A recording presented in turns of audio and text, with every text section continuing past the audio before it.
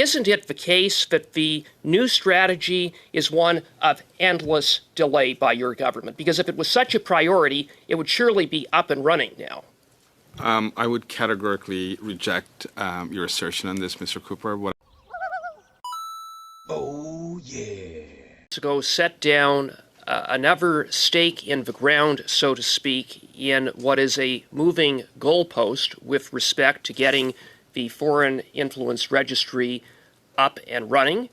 You say that it will be up and running in early spring, but I'll remind you of the timeline. Nearly 2 years ago, when the legislation to establish such a registry was before Parliament, your predecessor, Dominic LeBlanc, promised that the registry would be up and running before the federal election. That didn't happen. Then your government promised that it would be up and running by June of 2025. That didn't happen either. Then you, Minister, promised that it would be up and running by December of 2025. That didn't happen. It's now February of 2026, and you've set down another timeline, another date. So given a record of making commitments that it would be up and running 3 times, 3 different dates, each time you missed the deadline, why should we have confidence that that's going to happen now? Look, I share the frustration that you have in the delays involved in getting to this point. But what I can assure this committee is that all the requisite work have been done, essentially complete. So with respect to the 3 elements I talked about, so the first one being the appointment of the commissioner, we have canvassed with your party, with the Bloc, along with recognized groups in the Senate. We have tabled a formal request, and we will have a vote on that in the near future. Minister, I'm going to ask you to be a little clearer. When you say early spring, what is that? What does that mean? What is early spring? So if I may just, I advise you on the first piece. The second piece is the regulations. I'm asking you for what is the latest timeline? You've given months.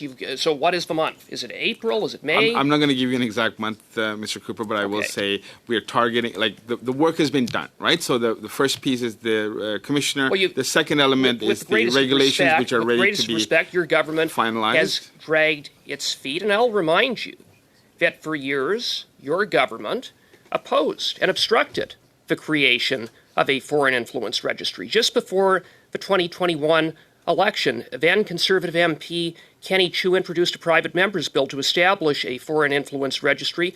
As a result of his advocacy for a registry, MP Chiu was drowned by a sea of Beijing-directed disinformation, costing him his seat, disinformation that was amplified by the Liberal Party in Steveston, Richmond East, only after Madam Justice Hogue's damning report did your government finally put forward legislation to establish such a registry, which the national security establishment has been calling for years. So after opposing and obstructing a registry, isn't it the case that the new strategy is one of endless delay by your government? Because if it was such a priority, it would surely be up and running now.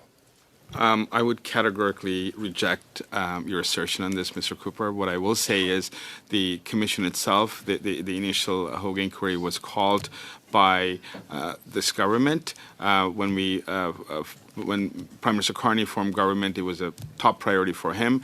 We've been identifying the appropriate commissioner. That name is now before the House. We have completed the work, essentially completed the work on the regulations. There are some recommendations, including from members of your party, that I'm taking into account, and I will revise before the final regulations are tabled.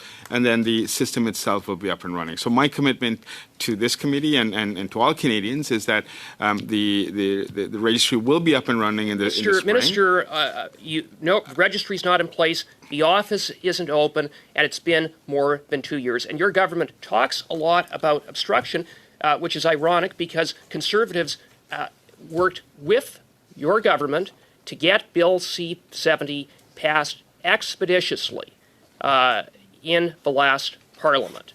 And what we have seen up until now is excuses, dragging your feet to get this important tool up and running in the face of very serious threats of foreign interference, including from hostile foreign states, foreign interference that you have now downplayed in this committee when you refuse to, first of all, identify the obvious, that being that the People's Republic of China is the biggest foreign interference actor and threat to our democracy, and your categorical refusal to state the obvious, that the Beijing-based communist regime is a perpetrator of human rights, doesn't respect the rule of law, doesn't have independent oversight over law enforcement, and now your government sees fit to do a deal on law enforcement with the Beijing-based communist regime. I don't know how Canadians could possibly have confidence in your government. We're well over. These videos keep getting weirder and stranger. Alex Zoltan with True North. If you thought my friend's question was odd, you're going to love this one.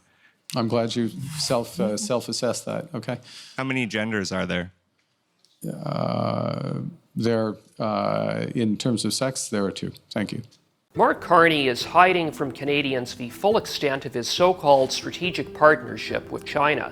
He sold it as a trade deal, but in fact, there's much more to it. Carney's partnership includes an agreement on law enforcement cooperation, whereby the RCMP will work hand in hand with Beijing's Ministry of Public Security.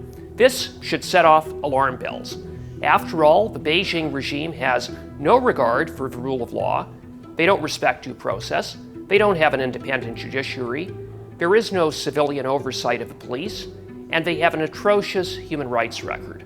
For Beijing, the overriding objective of law enforcement is to advance the interests of the Chinese Communist Party.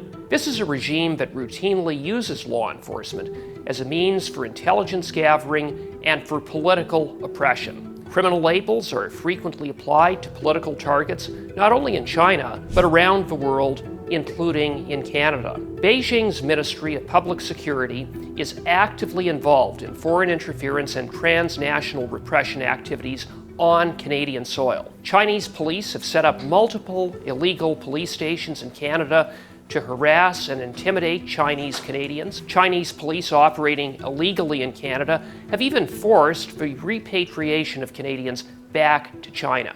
According to a recent report of the National Security and Intelligence Committee of Parliamentarians, Chinese police have gone so far as to pay agents to locate and track Canadians critical of a Beijing dictatorship.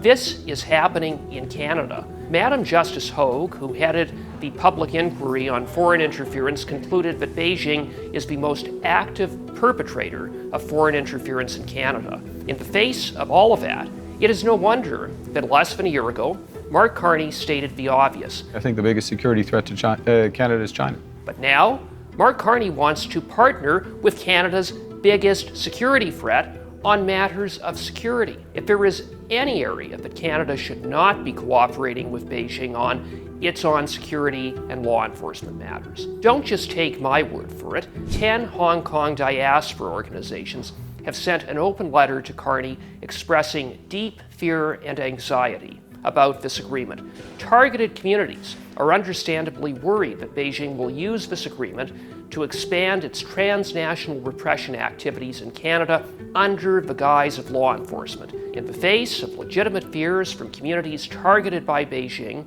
Mark Carney's silence about this agreement has been deafening. There hasn't been so much as a public statement from Carney about it. Carney is effectively trying to hide this agreement from Canadians.